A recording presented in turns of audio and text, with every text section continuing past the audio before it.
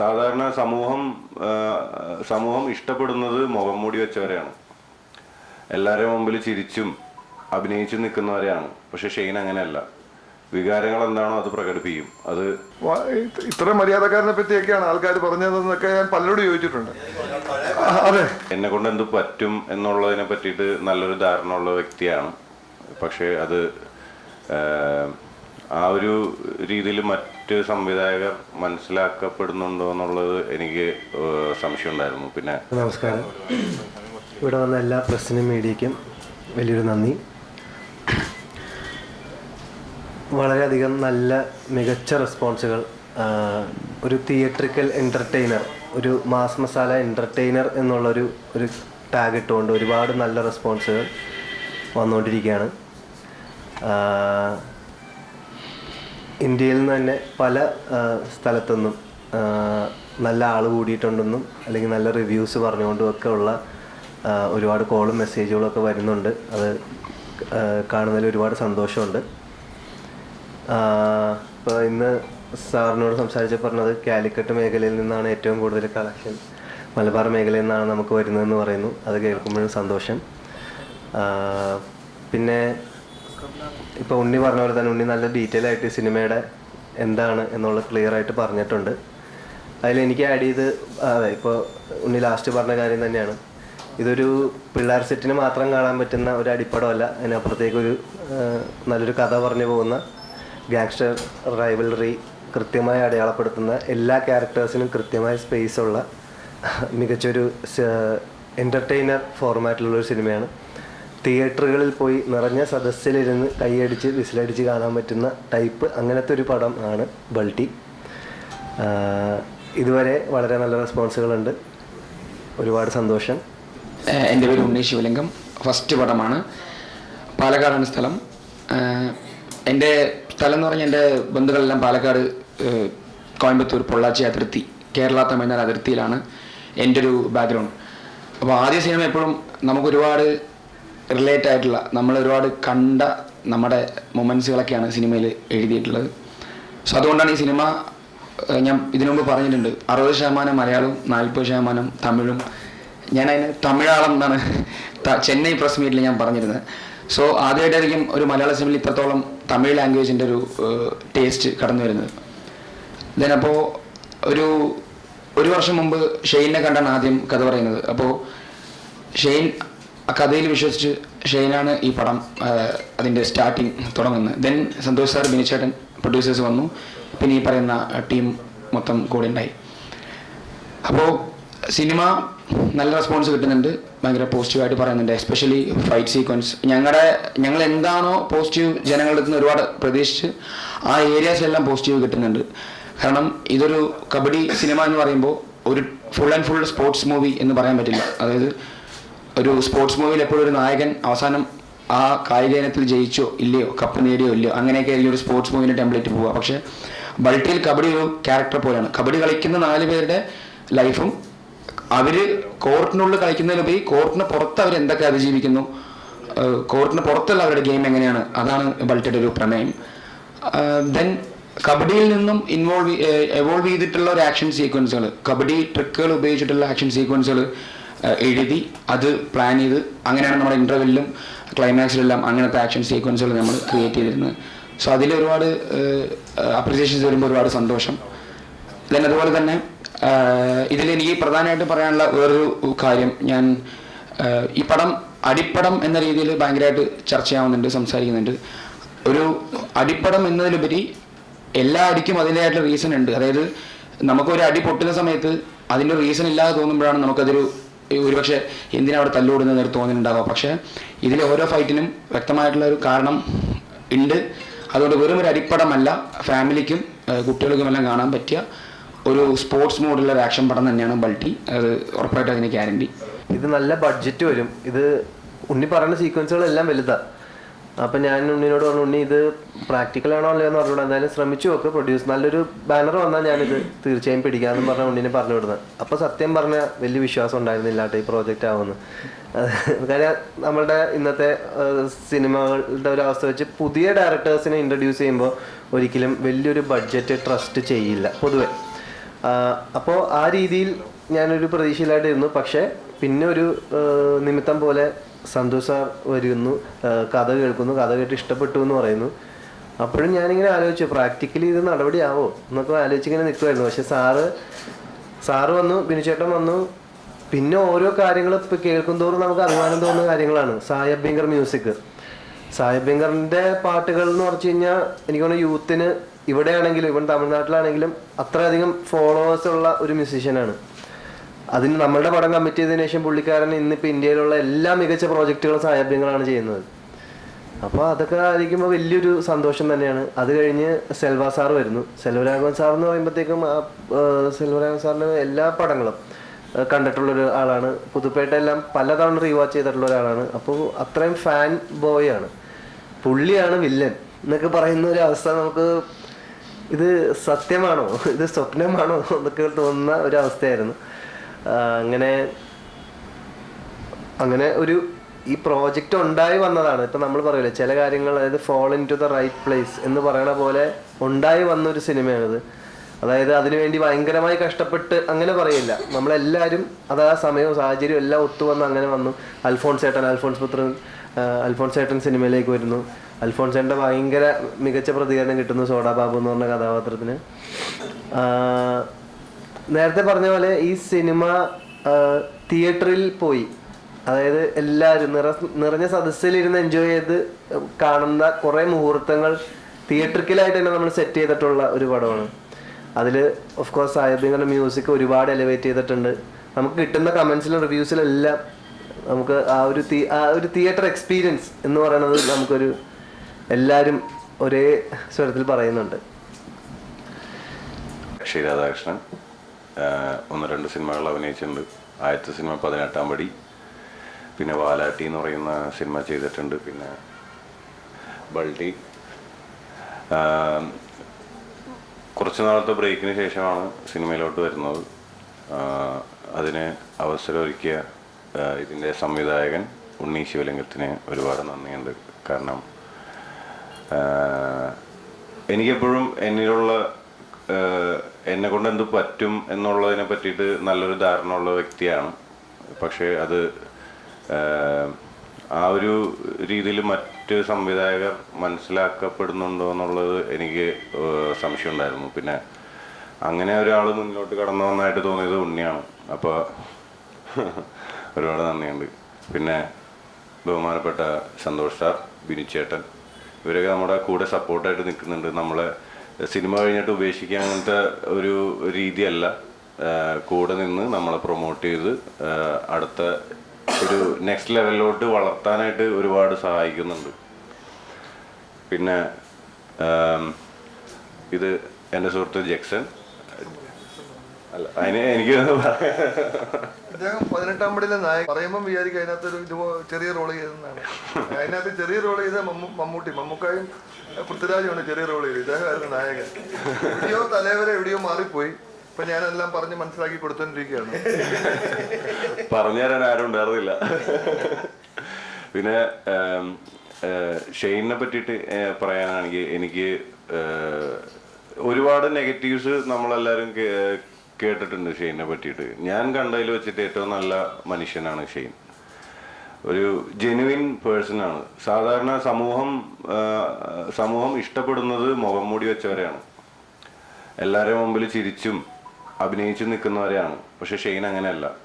വികാരങ്ങൾ എന്താണോ അത് പ്രകടിപ്പിക്കും. അത് ദേഷ്യമെന്ന് ദേഷ്യപ്പെടും, അത് സന്തോഷമെന്ന് ചിരിക്കും. അതിനകത്ത് യാതൊരു രീതിയിലുള്ള മാനിപ്പുലേഷനും ഉണ്ടാവില്ല. അതുകൊണ്ട് തന്നെ വ്യക്തിപരമായിട്ടും ടാലന്റ് വെച്ചിട്ടും ആസ് ആൻ ആക്ടർ എനിക്ക് ഷെയ്നെ ഭയങ്കര ഇഷ്ടമുള്ള ഒരു നടനാണ്. വ്യക്തിപരമായിട്ടും ഇഷ്ടമുള്ള ഒരു മനുഷ്യനുമാണ്.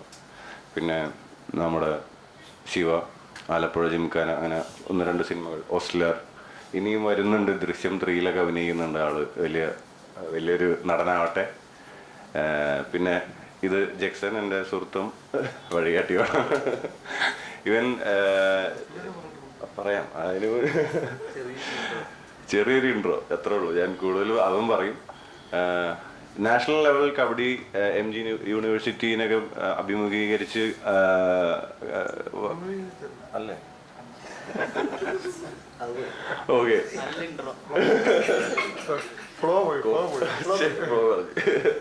നാഷണൽ ലെവലില് കോളേജ് തലത്തിലും സ്കൂളിൽ പഠിക്കുന്ന സ്റ്റേറ്റും കളിച്ചിട്ടുള്ള വ്യക്തിയാണ് ജെക്സൺ.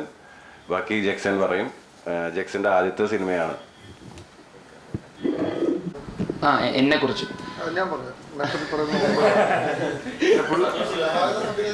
കാരണം അദ്ദേഹം പറഞ്ഞാൽ ചിലപ്പോൾ അദ്ദേഹത്തെ പറ്റി ഒത്തിരി കൂട്ടി പറയും.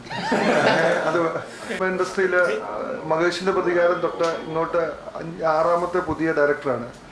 അതിൽ എല്ലാവരും ഒരാൾ ഒഴിച്ച് എല്ലാവരെയും ബ്രില്യൻ ഡയറക്ടേഴ്സിന് പണത്തി കൂട്ടാവുന്ന ആളാണ്. ഒന്ന് ദിലീഷ് പോത്തൻ, അദ്ദേഹത്തിൻ്റെ എല്ലാ പടത്തിനും സ്റ്റേറ്റ് അവാർഡ്, 2 പടത്തിനും നാഷണൽ അവാർഡും എല്ലാം വെൽ അക്ലെയിം മൂവിയാണ് പുള്ളിയുടെ എല്ലാം. രണ്ടാമത് കൊണ്ടുവന്ന ആളാണ് രതീഷ് പൊതുവാള്, ആൻഡ്രോയിഡ് കുഞ്ഞപ്പനിലൂടെ കൊണ്ടുവന്ന ആളാണ്. അദ്ദേഹത്തിൻ്റെ ക്രാഫ്റ്റ് എന്ന് പറയുന്നത് ഒരു രീതിയിലും മാറ്റി നിർത്താനില്ല. ആൻഡ്രോയിഡ് കുഞ്ഞപ്പനായാലും എന്നാൽ താൻ കേസോടുവാണെങ്കിലും ഏതായാലും വളരെ ഗംഭീരമായിട്ട് ചെയ്തു. പിന്നെ എൻ്റെ സിനിമ, ഞാൻ ഏറ്റവും കൂടുതൽ എന്നെ ഇഷ്ടപ്പെടുന്ന സിനിമ എന്ന് പറഞ്ഞാൽ ആർക്കറിയാം എന്നുള്ള സിനിമയാണ്. ബിജു മേനോൻ അഭിനയിച്ച ആ കോവിഡ് സെക്കൻഡ് വേവിന് തൊട്ട് മുമ്പ് വന്ന പടം. ആ സിനിമയുടെ ഡയറക്ടർ സാനു ജോൺ വർഗീസ് എന്ന് പറയുന്ന അദ്ദേഹമാണ്. അദ്ദേഹവും വളരെ ശ്രദ്ധിക്കപ്പെട്ട ഒരു ഡയറക്ടറാണ്. ഇനിയും ഇത് ഉണ്ണിയിലേക്ക് വരുമ്പം ഉണ്ണി ഒരു വളരെ എനിക്ക് തോന്നുന്ന ഏറ്റവും ചെറുപ്പക്കാരനായിട്ട് വന്നേക്കുന്ന ഡയറക്ടറാണ് ഉണ്ണി. പാലക്കാട്ടിൽ നിന്ന് കഥ പറയാൻ വന്നപ്പം ഞാൻ പുള്ളിയിൽ കണ്ട ഒരു നെഗറ്റീവ് എന്ന് പറഞ്ഞാൽ അദ്ദേഹം ഒരു ചീഫ് അസോസിയേറ്റ് പോലും വർക്ക് ചെയ്തിട്ടില്ല. ഒരു അസോസിയേറ്റ് ആയിട്ട് മാത്രം ഒരു സിനിമയിൽ വർക്ക് ചെയ്തു. അസോസിയേറ്റ് എന്ന് പറഞ്ഞാൽ എന്തുവാകാം, ക്ലാപ്പ് അടിക്കുന്ന ആൾ തൊട്ട് അല്ലേ, താഴോട്ടൊന്നും അല്ല ഞാൻ പറഞ്ഞാട്ടോ, ഞാൻ മുന്നേ പറഞ്ഞത്. പക്ഷെ ഇദ്ദേഹം എൻ്റെ അടുത്ത് വന്ന് കഥ അവതരിപ്പിച്ചപ്പം ഞാൻ ഇന്ന് വരെ സിനിമയിൽ കഥ കേട്ടിട്ട് ഇതുപോലെ നല്ലതായിട്ട് കഥ അവതരിപ്പിച്ച ഒരു വ്യക്തിയില്ല. ഇദ്ദേഹത്തിൻ്റെ ബ്ലഡിൽ ഈ കഥ അലിഞ്ഞ് ചേർന്ന രീതിയിലാണ് ഇദ്ദേഹം കഥ അവതരിപ്പിച്ചത്. ഞാൻ റിജക്റ്റ് ചെയ്യാൻ വേണ്ടിയാണ് സത്യം പറഞ്ഞ ഈ കഥ കേൾക്കുന്നത്. കാര്യം എനിക്ക് ഉപേക്ഷിക്കാൻ വയ്യാത്ത ബെന്നി കട്ടപ്പന എന്ന പ്രൊഡക്ഷൻ കൺട്രോളർ എന്നെ വിളിച്ച് പറഞ്ഞൊരു കഥ കേൾക്ക് ഒത്തിരി പ്രാവശ്യം വിളിച്ചപ്പോൾ ഞാൻ എൻ്റെ ഒരു സിനിമ ഇനി ഇറങ്ങാൻ കിടക്കുവാണ്, പെണ്ണും പൊറോട്ടും എന്നുള്ള ഒരു സിനിമ ഇറങ്ങാൻ കിടക്കുകയാണ്. അന്നേരം ഞാൻ ഒരു കൊല്ലം ഒരു പടമേ ചെയ്യാറുള്ളൂ, എത്ര വലിയ പടം വന്നാലും അത് ചെയ്യാറുള്ളൂ. അന്നേരം ഞാൻ ഒഴിവാക്കാം. പക്ഷെ ആ 50-52 മിനിറ്റ് കൊണ്ട് പുള്ളി ഈ സിനിമയുടെ കഥ പറഞ്ഞു തീർന്നപ്പോൾ എനിക്ക് ആദ്യമായിട്ടൊരു ഡയറക്ടറിൽ നിന്ന് തോന്നി, ഇത്രയും ഒരു കഥ മനസ്സിൽ വെച്ചുകൊണ്ട് ഒരാൾ വന്നു കഥ പറഞ്ഞു. സാറിന് കഥ പറയാൻ വരുന്നതാണ് വലിയ ഒരു അരമണിക്കൂർ സമയം ചോദിക്കും, 4-4.5 മണിക്കൂർ എടുക്കും. നമ്മൾ കൂർക്കം വലിച്ച് തുടങ്ങിയാൽ ഇവർ കഥ പറഞ്ഞുകൊണ്ടിരിക്കും പലരും. പക്ഷെ ഇത് ഗംഭീരമായിട്ട് അവതരിപ്പിച്ചു. അത് ഉണ്ണിയിൽ ഞങ്ങൾക്കുള്ളൊരു ട്രസ്റ്റ് ഉണ്ടായി. തീർച്ചയായിട്ടും ഈ സിനിമ എന്ന് പറയുന്നത് എളുപ്പത്തിൽ ഒരു ഡയറക്ടർക്ക് എടുക്കാനൊക്കുന്ന സിനിമയല്ല. നിങ്ങൾക്ക് കണ്ടാൽ മനസ്സിലാവും, ഇതിനകത്ത് കബഡിയുണ്ട്, ഡാൻസ് ഉണ്ട്, ഇത്ര 6-7 പാട്ടുണ്ട് അല്ലേ, 6-7 പാട്ടുണ്ട്, 4-5 സ്റ്റണ്ടുണ്ട്, ലവ് സീനുണ്ട്, എല്ലാം ഉണ്ട്. ഇതൊന്നും എല്ലാം എപ്പോഴും നമ്മൾ ഓരോ ഡയറക്ടേഴ്സിനെ ഓരോ ഗണത്തിലാണ് മലയാളത്തിൽ പെടുത്തേക്കുന്നത്. ഇപ്പം പണ്ട് പറയും ഐ വി ശശി സാർ എടുക്കുന്ന പടം ജോയ് സാറിന് എടുക്കാനൊക്കത്തില്ല എന്ന് പണ്ട് പറയും. കാരണം ജോയ് സാറിന് നല്ലൊരു സ്ക്രിപ്റ്റ് കിട്ടിയാൽ അദ്ദേഹം എടുക്കുന്ന പോലെ വേറെ ആരും എടുക്കത്തില്ല, ഇത് പറയുന്നതാണ്. അത് എല്ലാ കാലഘട്ടത്തിലും ഉണ്ട്. പക്ഷെ ഈ സിനിമയിൽ എല്ലാ ചേരുവകളും ഉണ്ട്. പ്രേമത്തിന് പ്രേമം, പാട്ടിന് പാട്ട്, ഡാൻസിന് ഡാൻസ്, സെന്റിമെന്റ്സിന് സെന്റിമെന്റ്. അന്നേരം അത് എടുക്കാനൊത്തത് ഉണ്ണി ശിവലിംഗം എന്ന് പറയുന്ന ഒരു ബ്രില്യൻ്റ് ആയിട്ടുള്ള ഡയറക്ടർ മലയാളത്തിൽ ഉദിച്ചു വരുന്നതിൻ്റെ ആദ്യത്തെ ഇതാണ്. അത് നിങ്ങൾ സിനിമ കാണുമ്പോൾ നിങ്ങൾക്ക് മനസ്സിലാവും. കാരണം ഒരു നെഗറ്റീവ് റിവ്യൂ പോലും വന്നതായിട്ട് എനിക്ക് തോന്നുന്നില്ല. എന്ന് വെച്ചാൽ വെറുതെ നെഗറ്റീവ് പറയാൻ ഇരിക്കുന്നവർക്ക് പോലും ഒരു നെഗറ്റീവ് റിവ്യൂ ഇപ്പം വരെ പറയാൻ ഒത്തിട്ടില്ല. ഇവിടുന്ന് കേൾക്കുന്നതും അതിഗംഭീരമാണ്. എനിക്കാണെങ്കിൽ സ്വസ്ഥത കിട്ടുന്നില്ല. ആൾക്കാർ വിളിച്ച് ചോദിക്കുക, സിനിമയായിട്ട് ബന്ധപ്പെടാത്തവർ പ്രൊമോഷൻ കുറവാണല്ലോ, അവിടെ പോസ്റ്റ് കാണുന്നില്ല, ഇവിടെ പോസ്റ്റ് കാണുന്നില്ല. കാരണം ഈ നല്ല സിനിമ അവർ ചോദിക്കുന്ന ഇതാണ്. ഇതുപോലെ നല്ല സിനിമ നമുക്ക് ഇറക്കാൻ ഒത്തിട്ട് എന്തുകൊണ്ട് നമുക്ക് ആൾക്കാരിലേക്ക് നമ്മുടെ PR ഒക്കെ കൈകാര്യം ചെയ്യുന്ന പുള്ളിയെ ഞാൻ തെറി വിളിച്ചാൽ അനാവശ്യമായ തെറിയല്ല, ദേഷ്യപ്പെട്ട് സംസാരിച്ച് മടുത്തു. കാരണം ആൾക്കാർ പുള്ളിയുടെ കുഴപ്പമല്ല, മനുഷ്യർ ഇങ്ങോട്ട് വിളിച്ച് ചോദിച്ചുകൊണ്ടിരിക്കുകയാണ് ഇവിടുന്ന് സിനിമ. ഇന്നലെ മേക്ക് മൈ ട്രിപ്പിൻ്റെ മിഡിൽ ഈസ്റ്റ് ഹെഡ് ഇന്നലെ എറണാകുളത്ത് ഫോക്കസ് മറ്റേ ഫോറം മാളിൽ സിനിമ കണ്ടിട്ട് എന്നോട് പറയാം, ഒരു മനുഷ്യൻ പോലും കണ്ണടയ്ക്കാതെ സിനിമ മുഴുവൻ കണ്ടു തീർത്തു, പക്ഷെ നിങ്ങളുടെ പ്രൊമോഷൻ വളരെ കുറവാണ്. കാര്യം ആ പുള്ളിക്ക് സിനിമയായിട്ടൊരു ബന്ധമില്ല, ഞാനുമായിട്ടുള്ള സുഹൃത്താണ്, ഞാൻ ഗൾഫിലുള്ള സുഹൃത്താണ്. ഇതുപോലൊരു ഡയറക്ടറെ നമുക്ക് ഒരു മലയാളത്തിൽ തീർച്ചയായിട്ടും എല്ലാ കണ്ടന്റും ചെയ്യാനൊക്കെ ഒരു ഡയറക്ടറായിട്ട് ഇദ്ദേഹം ഉയർന്നു വരുന്ന കാര്യത്തിൽ ഒരു സംശയവും വേണ്ട. ഒരു കഥയുമായിട്ടൊരു സംവിധായകൻ വരുന്നു, സംവിധായകനല്ല, കഥയുമായിട്ട് വരുമ്പോൾ നമ്മൾ എഴുതിയ ഒരു കഥയുമായിട്ടാണ് വരുന്നത്. അവിടെ സംവിധായകൻ ഉദിക്കുന്നില്ല, സംവിധായകനല്ല ഞാൻ. പാസ്റ്റാണ് ആദ്യം നോക്കുക, പുള്ളി ആരോട് വർക്ക് ചെയ്തിട്ടുണ്ട്, എന്താണ് എക്സ്പീരിയൻസ് ഉള്ളത്, എന്തെല്ലാം ചെയ്തിട്ടുണ്ട്. അപ്പോൾ എൻ്റെ പാസ്റ്റിനെ വിശ്വസിക്കാതെ എൻ്റെ പ്രസൻറ്റേഷനെ മാത്രം വിശ്വസിച്ച് ഇത്രയും വലിയൊരു തീരുമാനം എടുക്കുക എന്ന് പറയുന്നത് എൻ്റെ പ്രൊഡ്യൂസർ സന്തോഷ് സാറും ബിനിച്ചേട്ടനും അവരുടെ മഹത്വം എന്ന് എനിക്ക് പറയാൻ പറ്റുള്ളൂ. കാരണം ഞാൻ ഇതിനു മുമ്പും പറഞ്ഞിട്ടുണ്ട്, ടേബിളിൽ ലാഭനഷ്ട കണക്കുകൾ വയ്ക്കാതെ ക്വാളിറ്റി കണ്ടന്റിൻ്റെ കണക്കുകൾ മാത്രം എടുത്ത് വയ്ക്കുന്ന കേരളത്തിലെ വളരെ ചുരുക്കം ചില നിർമ്മാതാക്കളിൽ ഒരാളാണ് സന്തോഷ് സാറ്. കാരണം ഈ കഥ ആദ്യം പറയുമ്പോൾ തന്നെ അറിയാം, ഇതിൽ കബഡി ഉണ്ട്, ആക്ഷൻ ഉണ്ട്, ഇത്രയും സെറ്റപ്പ് ഉണ്ട്, ഇത്രയും തിരുവിഴ സെറ്റപ്പുകളുണ്ട്, ഇതിന് ഒരു ചിലവാവും, ബഡ്ജറ്റ് ആവും. ദെൻ അങ്ങനെ വലിയ രീതിയിലുള്ള ഷെയ്ൻ ലീഡ് ഹീറോ ആണെങ്കിലും നമുക്ക് ഒരുപാട് വലിയ സ്റ്റാർ കാസ്റ്റിൽ അങ്ങനെയൊന്നും എൻ്റെ അടുത്ത് അങ്ങനെ പറഞ്ഞിട്ടുമില്ല. അതായത് ഷെയ്നിൻ്റെ പോലും ഇനിയും വലിയ ആൾക്കാർ വേണം, അങ്ങനെ ആ രീതിയിലൊന്നും പറഞ്ഞിട്ടുമില്ല. എന്നെയും ഷെയ്നെയും വിശ്വസിച്ച് ഈ ഒരു ബഡ്ജറ്റിലോട്ട് സാറ് വരാൻ ശ്രമിച്ചത് ആ ക്വാളിറ്റി, ആ കണ്ടന്റിൽ വിശ്വസിച്ചുകൊണ്ടാണ്. എനിക്ക് ഉറപ്പുണ്ട് ഞാൻ 6ാമത്തെ സംവിധാനമായിട്ട് വന്നു, ഇനി 7ഉം 8ഉം 9ഉം 10ഉം എല്ലാം സന്തോഷ് സാറിൽ നിന്ന് ഒരുപാട് ഗംഭീര ഡയറക്ടേഴ്സ് വരും. കാരണം അവർ പുറത്തൊരു പ്രൊഡക്ഷനിൽ പോയി കഴിഞ്ഞാൽ അവർ ചിലപ്പോൾ നേരിടുന്ന വെല്ലുവിളികൾ പലതും ആയിരിക്കാം. പക്ഷേ STK ഫ്രെയിംസിലാണ് അവർ വരുന്നുണ്ടെങ്കിൽ നിങ്ങൾ എന്താണോ മനസ്സിൽ ഉദ്ദേശിച്ച് അത് നിങ്ങൾക്ക് ഇവിടെ ചെയ്യാൻ പറ്റും. അതുപോലത്തെ ഒരു പ്ലാറ്റ്ഫോം സാറ് ഉണ്ടാക്കി വെച്ചിരിക്കുന്നത് എല്ലാ ഈ ഇൻഡസ്ട്രിയെ വളർത്തുന്ന ഒരു വലിയ കാര്യമാണ് sir. Thank you so much.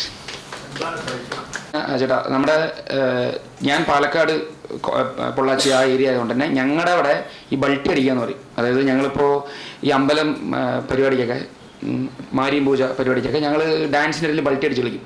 അതുപോലെ തന്നെ നമ്മൾ ഈ കബഡി കളിക്കുമ്പോൾ ബൾട്ടി അടിക്കുക. അപ്പോൾ ഈ ബൾട്ടി അടി എന്ന് വെച്ച് കഴിഞ്ഞാൽ നമ്മളിവിടെ സമ്മർ സാൾട്ട് ഈ ഇങ്ങനെ ഷെയ്ൻ സിനിമയിൽ കുത്തിമറിയുന്നതിനാണ് ബൾട്ടി അടിക്കുക എന്ന് പറയുക. അത് കൈ കൊണ്ടും കുത്തിമറിയാം, കൈ ഉപയോഗിക്കാതെയും കുത്തിമറിയാം. അപ്പോൾ ചെറുപ്പത്തിൽ ഞങ്ങൾ തമ്മിലൊരു മത്സരമാണത്. എന്നാൽ നീ കൈ കുത്താതെ ബൾട്ടി അടിക്കുമോ, ഞാൻ കൈ കുത്തി ബൾട്ടി അടിക്കും, ഇങ്ങനെയൊക്കെ ചർച്ച വരാറുണ്ട്. ഞാൻ പിന്നെയാണ് മനസ്സിലാക്കിയത് പാലക്കാടിന് ഇങ്ങോട്ട് തൃശ്ശൂർ എറണാകുളം ഭാഗത്തുനിന്നും ബൾട്ടി എന്നുള്ള വാക്ക് അത്ര പോപ്പുലർ അല്ല. പക്ഷെ തമിഴ് എടുത്തു കഴിഞ്ഞാൽ അവിടെ ബൾട്ടി അടിയുണ്ട്, അവിടെ പല പാട്ടുകളിലും ബൾട്ടി എന്നുള്ള ലിറിക്കിൽ വന്നിട്ടുണ്ട്. അപ്പോൾ ഞാൻ ഈ സിനിമയിൽ എനിക്ക് പുതിയൊരു പേര് വേണമെന്ന് നിർബന്ധമായിരുന്നു. കബഡി ട്രിക്കുകൾ പേരായിട്ട് ഉപയോഗിച്ചു, പക്ഷെ അതെന്താ വെച്ച് കഴിഞ്ഞാൽ കുറേ ഇംഗ്ലീഷിനോട് ചേർന്ന് നിൽക്കുന്ന പേരുകളാണ്.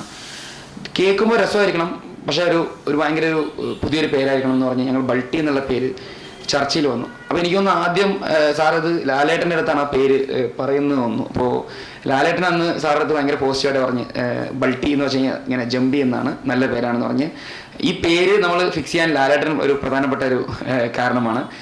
ദെൻ പിന്നെ ഞങ്ങൾ ചർച്ചയിലൂടെ ബൾട്ടിയിലോട്ട് തന്നെ വരാമെന്ന് പറഞ്ഞ് ആ തീരുമാനത്തിലോട്ട്. പക്ഷേ ഈ പേര് കാരണം നമ്മളൊരു പ്രശ്നം അനുഭവിക്കുന്നത്, ഈ പടം മലയാളമാണ് ബൾട്ടി നമ്മൾ കേട്ടിട്ടില്ല. തിരുവനന്തപുരത്തൊക്കെ ആൾക്കാർ, ഞാനും പണ്ട് വിദ്യാർത്ഥി പ്രസ്ഥാനത്തിലൊക്കെ ഉണ്ടായിരുന്നു ചെറുപ്പത്തിൽ, ഒത്തിരി കൊല്ലങ്ങൾക്ക് മുമ്പ്. തിരുവനന്തപുരത്തൊക്കെ പൊളിറ്റീഷ്യൻസ് പറയും അവൻ ബൾട്ടി അടിച്ചെന്ന് പറയും. ഗ്രൂപ്പ് മാറി മറ്റേ ഇന്ന ഗ്രൂപ്പിൽ നിന്ന് അന്ന ഗ്രൂപ്പിലോട്ട് പോകുമ്പോൾ അവൻ ബൾട്ടി അടിച്ചെന്ന് പറയാറുണ്ട്. പക്ഷേ ഈ ബൾട്ടിയുടെ അർത്ഥം ഇതാണെന്ന് ഇപ്പോഴാണ് എനിക്ക് ഈ സിനിമ എടുക്കാൻ പുള്ളി കഥ പറയുമ്പോൾ നമ്മൾ മനസ്സിലാക്കുക. അതെ, അതിപ്പോൾ എങ്ങനെ വെച്ച് കഴിഞ്ഞാൽ ഇപ്പോൾ നമ്മൾ ഈ പലരും ഈ പേടിച്ചു എന്നുള്ളത്, അപ്പോൾ അങ്ങനത്തെ ഒരു വേർഡ് ഇവിടെ എന്തുകൊണ്ട് എത്തിയിട്ടില്ല എന്നുള്ളത് എനിക്കറിയില്ല. പക്ഷെ പാലക്കാട് വളരെ പോപ്പുലർ ആയിട്ടുള്ളൊരു പേരാണ്.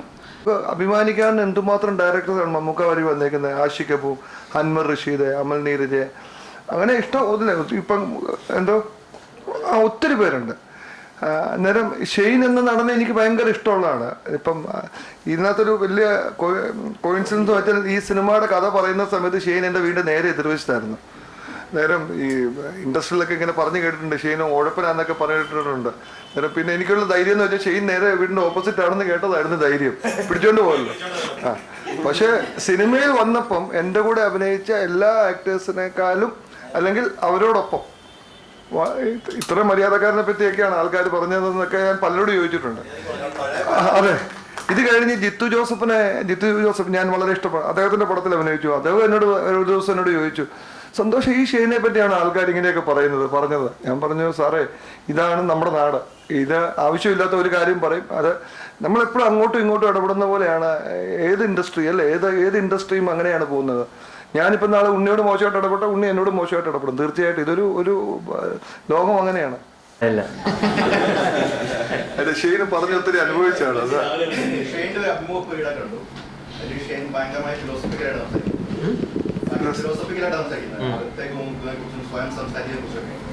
അതായത് വളരെ ഉൾക്കാഴ്ചയോടുകൂടിയുള്ള ഒരു വലിയൊരു മാറിയ അവരെന്താ തത്വചിന്താപരമായിട്ടുള്ള വലിയ മാറ്റമൊക്കെ തോന്നി. അതിനകത്ത് കുറച്ചു കാലം ഷെയ്ൻ വളരെ ഒരു അരാജകവാദി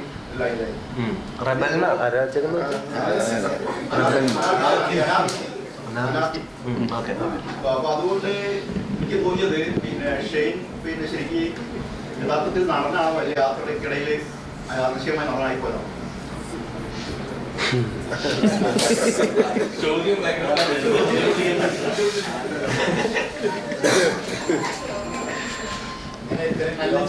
നല്ല ചോദ്യം. അടുത്ത ചോദ്യം. അല്ല, മറുപടി ഉണ്ട്.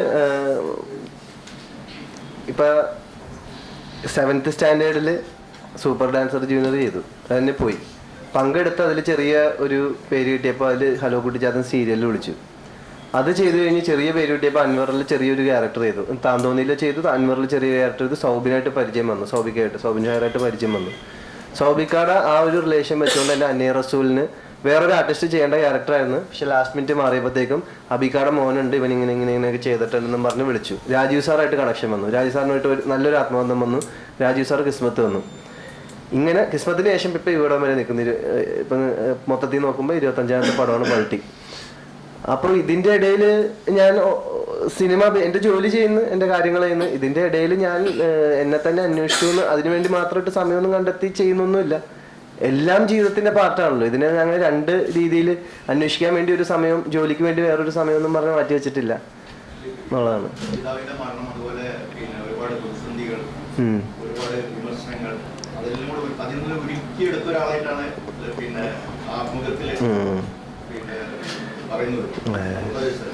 അതെ അതെ, എന്ന് വെച്ചാൽ അത് ഇതെല്ലാം ഒരുമിച്ച് സംഭവിച്ച കാര്യങ്ങളാണ്. അതാ ഇതിന് വേണ്ടിയിട്ട് ഒരു സമയം അപ്പോൾ കുറച്ചു നേരം ഞാൻ എന്നെ തന്നെ ഒന്ന് അന്വേഷിക്കാമെന്ന് പറഞ്ഞാൽ അന്വേഷിച്ചില്ല. എൻ്റെ ജീവിതത്തിലെ സാഹചര്യങ്ങളിലൂടെ എല്ലാം ഇപ്പം അഭിനയമുണ്ട്, എൻ്റെ ജോലിയുണ്ട്, എല്ലാം കൂടെ ആയിട്ട് പോയപ്പോൾ സംഭവിച്ച കാര്യങ്ങളൊക്കെയാണ്. അതിൽ തോന്നിയ കാര്യം ഉള്ളിത്തട്ടി പറഞ്ഞു എന്നുള്ളത് മാത്രമേ ഉള്ളൂ. അതിൽ വലിയ കാര്യമായിട്ടൊന്നും നിങ്ങൾ തന്നെ വിചാരിക്കും. ഞാനിതിനകത്തൊരു ഇപ്പൊ ഈ സാധാരണ എൻ്റെ സിനിമ ഷെയ്ൻ്റെ കൂടെ ഞാൻ എപ്പോഴും ഇതിനകത്ത് യാത്ര ചെയ്തിട്ടുണ്ട്. പിന്നെ ഷെയ്നുമായിട്ട് സംസാരിക്കുമ്പം എനിക്ക് മനസ്സിലായതെന്ന് വെച്ചാൽ ഷെയ്ന് പഠിച്ച സ്കൂള്, പഠിച്ച കോളേജ്, ഇച്ചിരി കൂട്ടുകാര്. ഇപ്പം ഞങ്ങൾ ട്രിവാൻഡ്രത്ത് CM-ന്റെ പരിപാടിക്ക് പോയിട്ട് വന്നപ്പോൾ എന്നോട് പറഞ്ഞു ഞാൻ ആദ്യമായിട്ടൊരു മുഖ്യമന്ത്രിയെ കാണുന്നതെന്ന് പറഞ്ഞു. ഞാൻ പറഞ്ഞത് ആ ഒരു ചട്ടക്കൂട്ടിൽ വളർന്നു വന്നാണ്. ഞാൻ പറയുന്നത് മനസ്സിലായില്ലേ? അന്നേരം ആ ഒരു പുള്ളിക്ക് പുള്ളിയുടെ വേറെ ലോകങ്ങളില്ല. പുള്ളിയുടെ വീട്, ഉമ്മ, പെങ്ങന്മാരെ, ഇപ്പോൾ ഒരു ടൈഗർ, ഒരു പെറ്റുണ്ട്, ഒരു പൂച്ചക്കുഞ്ഞുണ്ട്. ആ ഒരു ലോകത്തിൽ മാത്രമുള്ള ഒരു ആളാണ്. അന്നേരം ആ പുള്ളിയെ ആൾക്കാർക്ക് എങ്ങനെ വേണമെങ്കിലും തിരിച്ചു മറിച്ചു വിട്ട് ചെയ്യാനും ഇതെല്ലാം കണ്ടിപ്പോൾ ഞാൻ എക്സാമ്പിൾ പറയണം. ഇപ്പം മലയാളത്തിലെ വലിയ നടന്മാർ പലരും കോളേജിൽ രാഷ്ട്രീയം കളിച്ചു ഒക്കെ വന്നതാണ്. ഇപ്പം ഞാനും ഒക്കെ സ്റ്റുഡൻസ് പൊളിറ്റിക്സിലുണ്ടായിരുന്നതാണ്. നമുക്ക് പല കാര്യങ്ങൾ നമ്മൾ കണ്ടുവന്നാണ്. ഷെയ്ൻ അങ്ങനെ ഒന്നും കണ്ടുവന്നിട്ടില്ല. അതുകൊണ്ടാണ് ഷെയ്നിൽ നിന്ന് പത്രക്കാർക്ക് ആവശ്യമില്ലാത്ത സാധനം എടുക്കാനൊക്കെ, ആവശ്യമുള്ള സാധനം എടുക്കാനൊക്കെ. അതുകൊണ്ട് ഞാനിപ്പോൾ എപ്പോഴും കൂടെ അടക്കുക.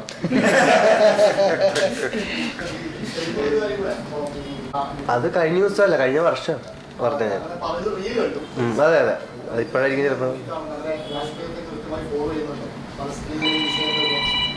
എനിക്ക് സത്യം പറഞ്ഞ ഒരു രാഷ്ട്രീയമുള്ളൂ, അത് മനുഷ്യത്വമാണ്. അല്ലെങ്കിൽ അതിനകത്ത് ഈ പറഞ്ഞ രാജ്യങ്ങൾ തമ്മിലുള്ള വ്യത്യാസമോ മതം തമ്മിലുള്ള വ്യത്യാസമോ കളർ തമ്മിലുള്ള വ്യത്യാസമോ ഇതൊന്നും എനിക്കറിയില്ല. ഞാൻ ഒരു മനുഷ്യനെ ഇഷ്ടപ്പെടുന്നത് അയാളുടെ ഹൃദയത്തിൽ നിന്ന് ഒരു എനർജി എല്ലാവർക്കും പുറപ്പെടുവിക്കുന്നുണ്ടെന്നാണ് ഞാൻ വിശ്വസിക്കുന്നത്. എല്ലാ മനുഷ്യരും ആ എനർജിയെ മാത്രമേ ഞാൻ വിശ്വസിക്കുന്നുള്ളൂ. അല്ലാതെ ഉള്ള വ്യത്യാസങ്ങളൊന്നും എനിക്ക് ബാധകമല്ല. ഇതെൻ്റെ മാത്രം രാഷ്ട്രീയമാണ് കേട്ടോ. അപ്പോൾ ഇതാണ് ശരിയെന്നൊന്നും ഞാൻ ഇതാക്കുന്നില്ല, ഇതാണ് എൻ്റെ രാഷ്ട്രീയം. അപ്പോൾ ഇതിൽ എവിടെയോ കുറേ മനുഷ്യരെ ഇങ്ങനെ കണ്ടുകൊണ്ടിരിക്കുമ്പോഴത്തേക്കും ആ കണ്ട വിഷമത്തിൽ ഞാൻ പറഞ്ഞതാണ്. അതിന് അത്രേ ഉള്ളൂ അതിനകത്ത്.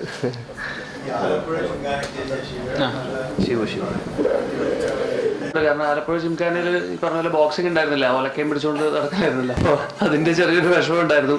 അപ്പോൾ ഇതിൻ്റെ സംവിധായകൻ ഉണ്ണി ശിവലിംഗം എൻ്റെ അടുത്ത സുഹൃത്തു കൂടിയാണ്. അപ്പോൾ അവൻ്റെ ആദ്യത്തെ സിനിമയിൽ ഇങ്ങനെ ഒരു വലിയ ഭാഗമാകാൻ സാധിച്ചതും ഇതിനുവേണ്ടി അതിനൊരു പ്രത്യേകം നന്ദി സന്തോഷ് സാറോടും അതുപോലെ തന്നെ ബിനുചേട്ടനോടും പ്രത്യേകം നന്ദിയുണ്ട്. കാരണം ഞാൻ ഇവരോട് പറഞ്ഞിട്ടുണ്ടായിരുന്നു, എടാ ജിംഖാനയിൽ ബോക്സിംഗ് ഒന്നുമില്ല, പക്ഷേ ഇവ പറഞ്ഞ ശരിയാക്കി തരാം. അങ്ങനെ ഒരു 2 മാസത്തോളം ഇതിന് കബഡി ട്രെയിനിങ്ങും ഇല്ല, ഇനി നിർത്തി. സിനിമയിലുണ്ട് കബഡി ട്രെയിനിങ്ങും സ്റ്റണ്ടിൻ്റെ ട്രെയിനിങ്ങും ഉണ്ടായിരുന്നു നമ്മളെല്ലാവർക്കും. ഷെയ്ൻ, ശാന്തനു, ഞാൻ, ജക്സൺ, അക്ഷയ്, അങ്ങനെ എല്ലാവർക്കും കൂടെ ഒരു 40 ദിവസത്തോളം ഇതിൻ്റെ ട്രെയിനിങ് ആയിട്ടുണ്ടായിരുന്നു. അപ്പോൾ അത് അന്ന് മുതലേ ഇവരായിട്ടൊക്കെ ഭയങ്കര പരിചയമായി. എനിക്കൊന്ന് ആ സുഹൃത്ത് ബന്ധം സത്യം പറഞ്ഞാൽ സിനിമയിലോട്ട് വന്നത് ഗുണമായി തോന്നുന്നു. കാരണം ഇപ്പോൾ തിയേറ്ററിൽ സിനിമ കണ്ടവരൊക്കെ ഒരു ഫ്രണ്ട്ഷിപ്പിനോട് ഇതായിട്ട് ഭയങ്കര അധികം സീനുകൾ ഇല്ലെങ്കിലും അത് ഭയങ്കരമായിട്ട് കണക്ട് ആയി എന്ന് പറഞ്ഞിട്ട് കുറേ അധികം ആൾക്കാർ മെസ്സേജ് ചെയ്യുന്നു. അപ്പോൾ ഭയങ്കര സന്തോഷം. ഇതൊക്കെ ഞാൻ ഓഡിഷൻ വഴിയാണ് സിനിമയിലേക്ക് വന്നത്. അപ്പോൾ കബഡി റിലേറ്റഡ് ആയിട്ടുള്ള ഒരു ഓഡിഷനായിരുന്നു. അപ്പോൾ ആ ഓഡിഷൻ കണ്ടിട്ട് ഓഡിഷന് പോയി. അങ്ങനെ ഉണ്ണിച്ചേട്ടനാണ് എന്നെ ഇതിലേക്ക് സെലക്ട് ചെയ്യുന്നത്. പിന്നെ അതിന് ഉണ്ണിച്ചേട്ടനോട് നന്ദി പറയുന്നു. പിന്നെ നടൻ എന്ന് പറയുന്നത് ജിക്സൺ. അത് നിങ്ങൾക്ക് സിനിമ കാണുമ്പോൾ മനസ്സിലാകും. കാര്യം ആൾക്കാരൊക്കെ ജിക്സന്റെ പല സീനുകളിലും ഭയങ്കര സെന്റിമെന്റ്സ് ആകുന്നുണ്ട്. ഇദ്ദേഹം നേരത്തെ നാടകത്തിലൊക്കെ അഭിനയിച്ചിട്ടുണ്ടോ എന്ന് ഇപ്പം നമ്മൾ ഞങ്ങളുടെ എൻ്റെ എന്നാത്താൻ കേസുകൂടിനകത്ത് ഏറ്റവും കൂടുതൽ പേരെടുത്തത് മജിസ്ട്രേറ്റ് ആണ്. മജിസ്ട്രേറ്റ് നേരത്തെ തെരുവ് നാടകത്തിലൊക്കെ അഭിനയിച്ചിട്ടുള്ളൂ. എന്തോ അതെ കുഞ്ഞികൃഷ്ണൻ മാഷ്, അതുപോലെ ഷുക്കൂർ വക്കീല് എന്ന് പറഞ്ഞ പോലെ രാജേഷ് മാധവൻ എന്ന മഹേഷിന്റെ പ്രതികാരത്തിൽ വന്നപ്പം ഇന്നും അങ്ങനെ ഒരു നടൻ ഉണ്ടാവും നമ്മൾ സ്വപ്നത്തിൽ പോലും വിചാരിച്ചിട്ടില്ല. എന്ന് പറഞ്ഞ പോലെ ജിക്സനാണ് ഈ സിനിമയിൽ ഏറ്റവും കൂടുതൽ ആൾക്കാർ അപ്രിഷ്യേറ്റ് ചെയ്യുന്നത്. കാരണം അതിന്റെ കാരണം എന്ന് പറയുന്നത് പുള്ളിയുടെ ആദ്യത്തെ പടമാണ്. ഇവരൊക്കെ ഷെയ്ന് 25 മറ്റേ പുള്ളി 5-6 തോന്നുന്നു. അതുകൊണ്ടാണ് ഈ പടത്തിന് ഏറ്റവും കൂടുതൽ പേര് കിട്ടാൻ പോകുന്നത് ഒന്ന് ജക്സനും ഒന്ന് ഉണ്ണിക്കുമാണ്. Thank you. ഞാൻ എൻ്റെ ടീം അംഗങ്ങളുടെ പേരോടൊന്ന് രേഖപ്പെടുത്താം. അതായത് ഈ സിനിമയിൽ അലക്സ് ജെ പുള്ളിക്കൽ, R.D. സലാം പുള്ളിയാണ് ക്യാമറ ചെയ്തത്. പുള്ളി ഒരുപാട് എന്നെ സപ്പോർട്ട് ചെയ്തിട്ടുണ്ട്. എഡിറ്റ് ചെയ്ത് ശിവകുമാർ പണിക്കർ, പുള്ളി ബോളിവുഡ് എഡിറ്ററാണ്. ബോളിവുഡിലെ കില്ല്, ദുരന്തർ, ഉറി ഒക്കെ പുള്ളി എഡിറ്റ് ചെയ്ത്. പുള്ളി ഒരു മലയാളിയാണ്, പക്ഷേ പുള്ളി മലയാളത്തിൽ ചെയ്യുന്ന ആദ്യത്തെ സിനിമയാണിത്. ദെൻ ആക്ഷൻ കൊറിയോഗ്രാഫി ചെയ്തത് വിക്കി മാസ്റ്റർ, ആക്ഷൻ സന്തോഷ്, അവർക്ക് ഞാൻ എൻ്റെ താങ്ക്സ് പറയുന്നു. മ്യൂസിക് പിന്നെ എൻ്റെ സുഹൃത്താണ് സായി ബെങ്കർ. പിന്നെ അതുപോലെ costume LV, makeup Jitheesh Poyya, പിന്നെ അതുപോലെ തന്നെ ഇതിൽ അഭിനയിച്ച ബാക്കി എല്ലാ ആർട്ടിസ്റ്റായ നമ്മുടെ ഡയറക്ഷൻ ടീമിൽ എന്നെ ഭയങ്കരമായിട്ട് സപ്പോർട്ട് ചെയ്ത ശ്രീലാലേട്ടൻ, വാവച്ചേട്ടൻ, അതുപോലെ എൻ്റെ സുഹൃത്ത് ശബരി, ആർട്ട് ചെയ്ത ആഷിഖ്, ബാക്കി എല്ലാ ആർട്ടിസ്റ്റ് എല്ലാവർക്കും താങ്ക്സ്. സെൽവ സാർ, അൽഫോൻസ് ചേട്ടൻ, പൂർണിമ ചേച്ചി, എല്ലാവർക്കും നന്ദി. സോ സിനിമ ഇനിയും ഒരുപാട് പേരിൽ എത്തിച്ചേരേണ്ടത്. ഇതിൽ ഏറ്റവും വലിയ കാര്യം ഞാൻ ഫസ്റ്റ് പറഞ്ഞ കാര്യം തന്നെയാണ്. ഇത് വെറും ഒരു അടിപ്പടം, പിള്ളേർ പടം എന്നതിലുപരി ഫാമിലിക്ക് കാണാനുള്ള പല കാര്യങ്ങളും സിനിമയിലുണ്ട്. സോ